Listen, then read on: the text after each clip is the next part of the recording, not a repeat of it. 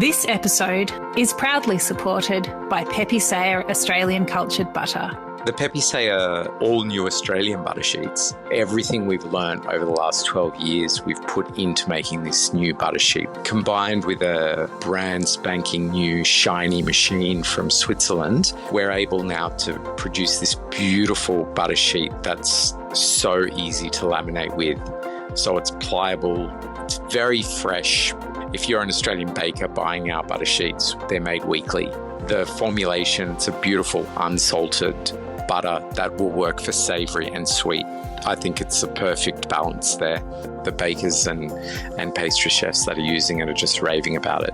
For more information, go to pepesaya.com.au. You know, we've had really tough times. We've had tears on couches.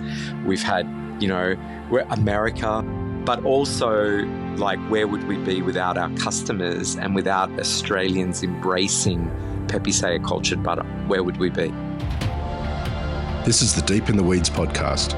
I'm Anthony Huckstep.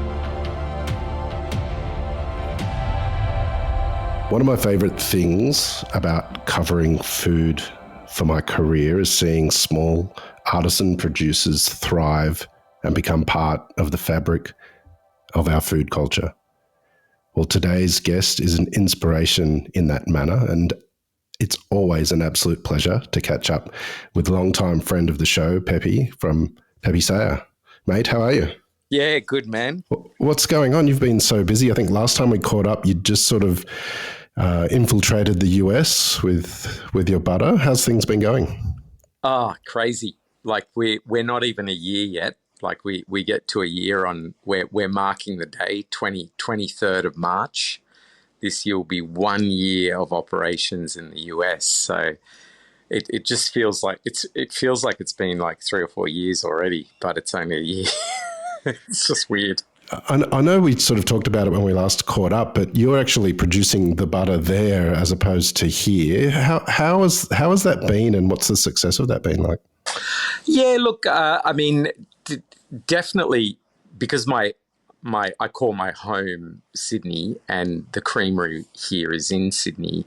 It's easier, but working remotely is a lot harder. So I really have to be on the ground there for things to sort of take the shape I need it to. So this year I've spent, or last year, physical year, I spent 5.5 months in the US out of the 12 months. So it was taxing on me and the family, because I think from a food perspective, and I'm sure your listeners are going to love this, majority of the food there tastes like salt and sugar. So you sort of need to go on this heavy diet even while you're there, and be careful of what you eat. Everything's just got corn syrup in it. It's weird. Even your coffee, it's just weird. So adjusting to the American way of life and the diet there and so on. But working there was I was on farm with the Amish, because we've got a partnership with the Amish there to produce the butter on farm. And that was really rewarding. You're back to a very sustainable way of living, no electricity, everything's manual. It's very different. It's very different. It's Pepe Saya, but Amish Pepe Saya. It's very different. Well, what's the response been? You talk about the sort of diet and the food that's there, and we have the product in Australia, but has there been a good response to your product over there? Oh, a huge response, because, people are tasting it, and it's incredible because, like Mel and I are even every Saturday we're in Sydney, we're at the markets, we're, tasting bread and butter. Even last week I was there tasting bread and butter, and the reaction on people's faces, say here at Carriage Works, is it's the same reaction there when you give someone bread and butter and they taste it for the first time. They're like, oh, wow, this is amazing. How do you make this, and where's it made? And, people are into it. But there's definitely a larger number of people that are interested in really good food and really healthier options of fat in the US, just like there is here. So it's, it's probably the same percentages when you think about it, but it's there you've got mass scale. So the uptake of the product has been incredible, and their shelves there in like their high end stores, delis and fruit shops is really dominated by imported product. So we're almost less imported here when you think about it.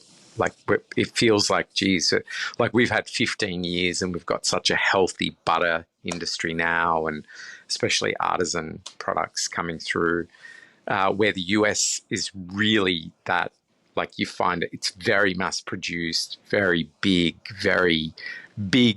corporations from around the world want a cut or a slice of that market. And it's very, very competitive, like more so than here. Most producers export their product. You've gone a different route. Have you thought about your business and your products differently with the experience that you've had of producing in two different countries like this? Yeah, so our mindset was always that where there's cows, we export the brand, and where there's no cows, we export the butter. So that was the mindset we went into it. Now, before we got to the US, we went and explored the whole region, everywhere. Where should we be focusing? Because everyone says you should just focus on one market at a time, and they're right. So we explored the whole world. Where can we go? Japan, Korea, Singapore, Hong Kong, Dubai, all these Arabia, all these regions, Europe. The original idea was to set up in France first. So we ended up finding the US because we were exporting there anyway, but the freight was a killer. So it feels like, I hate to say it, but it feels like we're on the right side of history, because now the US is saying, we want to tax imports and we want people to come in and produce here. So it feels like we're on the right side of history in that sense. So it's a validation. Their new policies might be a validation of what we did and how we've set up. So it might actually just work out at the end, be all worth it. Who knows? Well, there have been some big movements for you over there. You're at the beginning of March, you're going to be on the shelves of Whole Foods. Tell us about that and what impact it'll have on you. Yeah, so when we started last March, so a year ago, or just less than a year, we applied immediately for Whole Foods because we knew it took about a year to get your product approved and an allocated spot. So they came back to us in December and said, well, we're getting you into two regions, which is, it's going to be Midwest and Mid-Atlantic. I mean, Whole Foods have about 550 stores, but their stores are just unbelievable stores, right? And if you, for me, where I was traveling around America a lot last year, I would just be Googling Whole Foods stores to go in and get some decent food, because it's just pure. They like clean labels. Not you won't find much preservatives. It's not much sugar added in. It's really good food.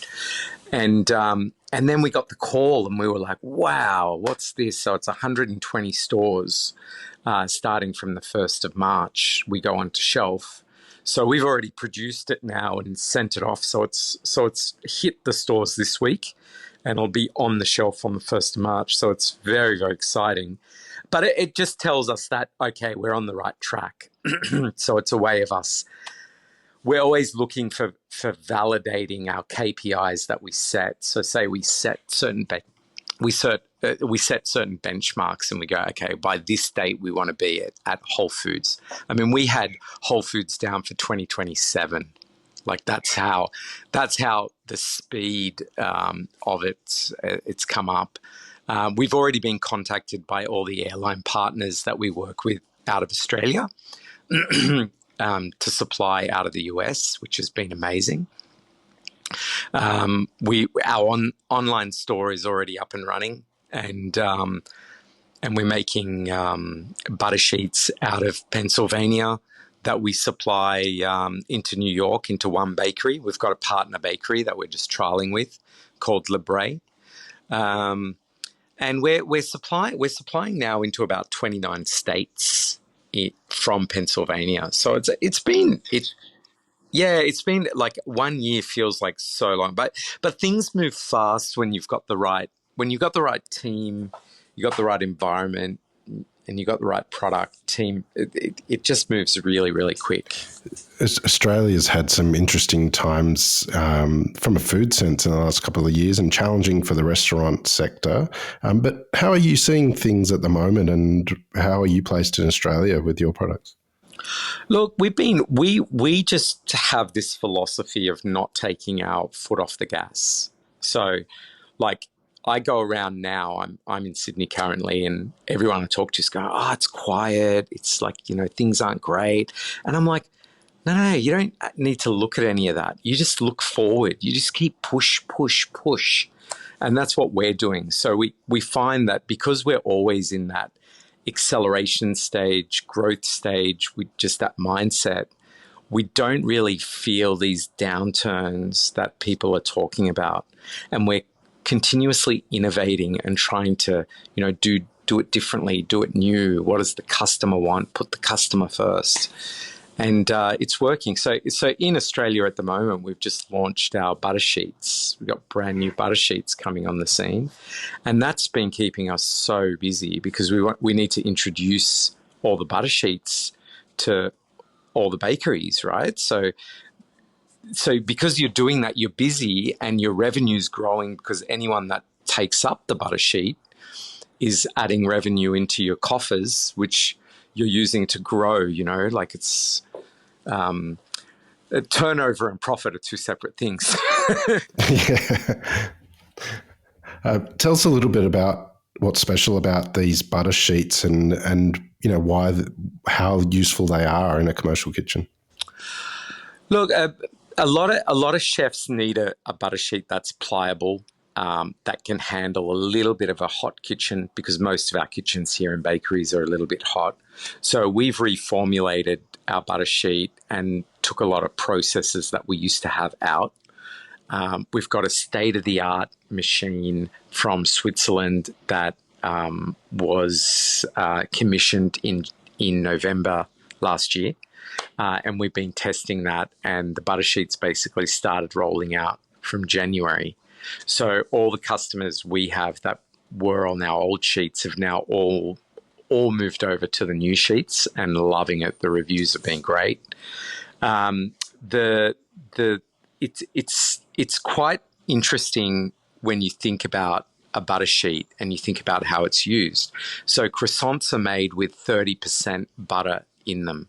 So when you go and buy a croissant from a bakery, the 30% of that is butter, and majority of bakeries are using either European or New Zealand butter.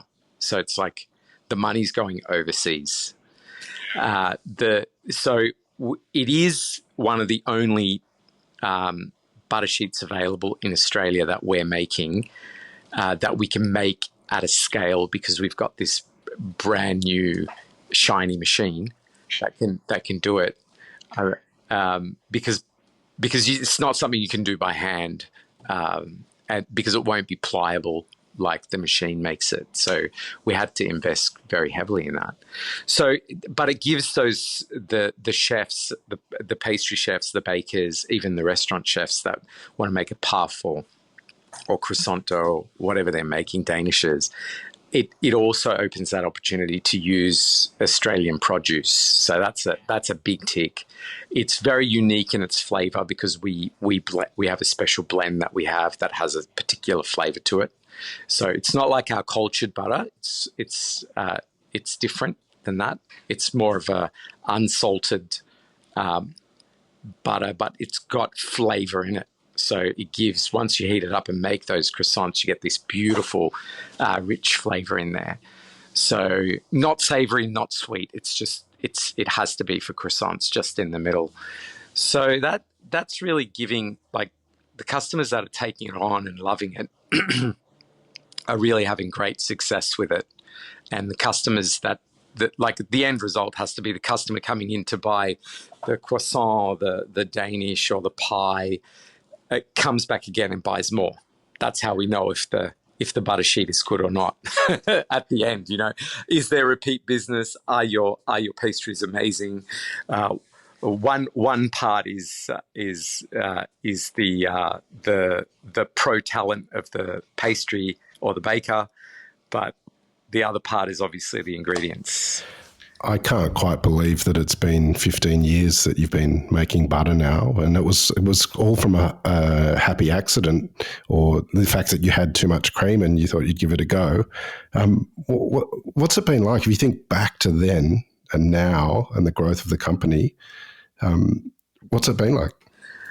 Look, it was only this morning that I sat with my team and I was saying, look, we really have to be, as a company, we have to change our mindset and celebrate our wins, because that's one thing we don't really do at Pepe Saya. We don't stop and celebrate the wins. We just keep going, keep pushing.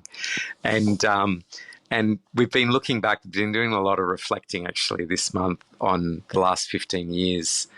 It's been a big 15 years. It feels like a lifetime, a whole lifetime. It feels like I've done nothing else but Pepe Saya my whole life. And, in the meantime, we've raised 2 kids inside this business, and, so many families have come in, and so many families are still with us from 15 years ago that have been working in the family business. And it's been remarkable. We've had really tough times. We've had tears on couches. We've had, we're America, like, look at that. Wow. It's incredible. But also, like, where would we be without our customers and without Australians embracing Pepe Saya cultured butter? Where would we be? It's a pretty amazing story, and it's not just butter. There's also, you've sort of veered off into other areas as well, like with Chunky Dave's peanut butter. How's the success of sort of when you do branch away from butter? How's that been? Yeah, look, I personally, like, I'm just going to be blunt here. It's very hard to go from working on a brand like Pepe Saya to work on any other brand we have. Because Pepe Saya is such a strong, iconic brand, right? So even though Chunky Dave's, we're making this unbelievable pure peanut butter. It's so lush, delicious, pure. It's very hard to get the same traction as you get with Pepe Saya. Like, it's a weird phenomena. Like, maybe we just got lucky with our branding success with Pepe, but we instill the same ideology into the Chunky Dave brand. And right now, like, it's interesting. This year is the first year we're seeing, like, we've had a 1,200% uptake. Yeah, it's amazing. It's incredible. Like, this beginning of this year, I was looking at the stats and I'm going, wow, why are we selling so much peanut butter? And it's like, there's a few articles and there's a few, more people are buying it and repeat business, because that's what we tend to look at as a measure for success. Your biggest measure for success is repeat business, right? So, like, that's your biggest one. Like, what's our retention? What's our repeat customer percentages versus new customer? And that's the real success there, because they're the ones that keep coming back and buying, are the ones you really thank for having a business. It's amazing how you sort of have this attitude in the business of keeping the foot on the pedal and the accelerator going at full throttle. What's you mentioned at Whole Foods you had 2027 written down for that, and here you are in Whole Foods. What's the plan and the goals for the company in the next sort of year or two, given the speed of growth in the US? Look, we definitely believe that the US will be a bigger market for us than Australia. There's no question, just on sheer volume. I mean, they're 370 million people, give or take, and Australia's like 25 million. I mean, it's very hard for me to call anywhere else home. I find it very difficult. I love living in, Sydney.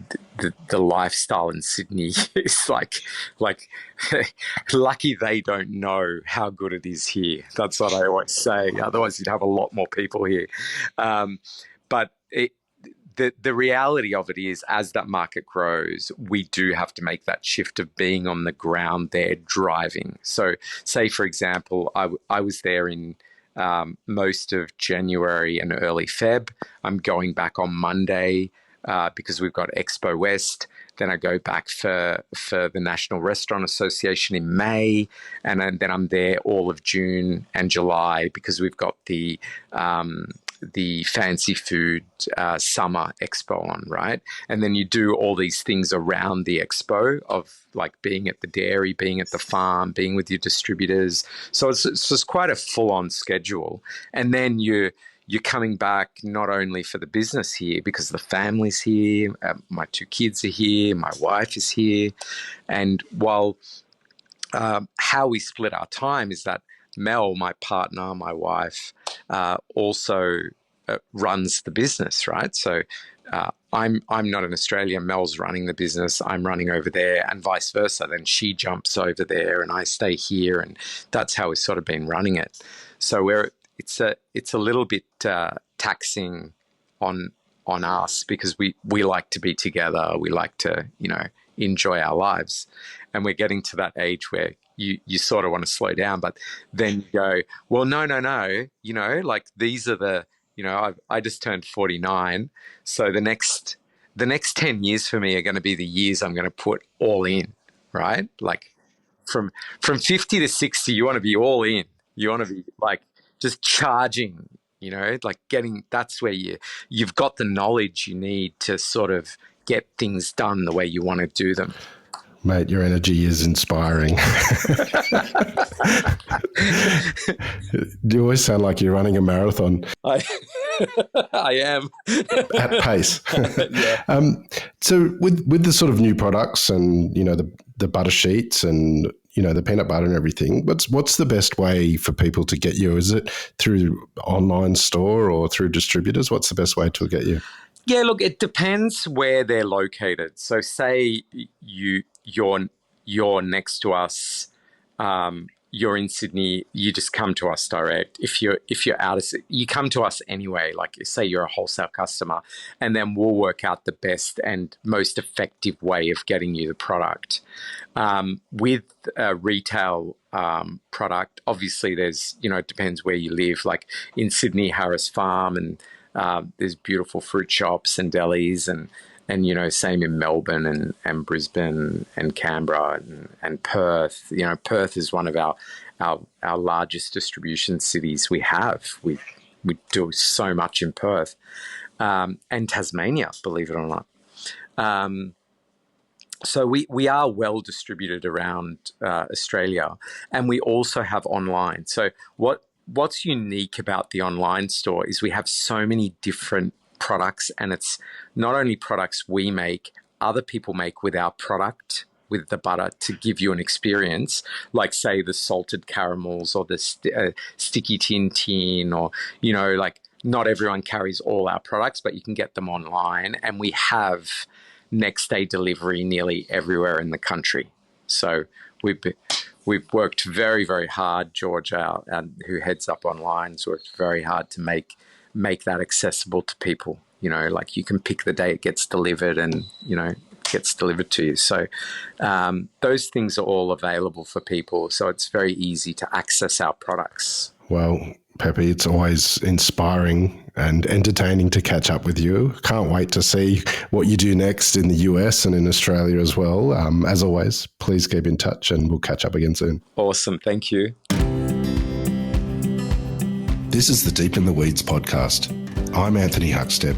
Stay tuned as we take a deep dive into the lives of the incredible people who ply their trade in the food and hospitality sector. Special thanks to executive producer Rob Locke for making this all happen.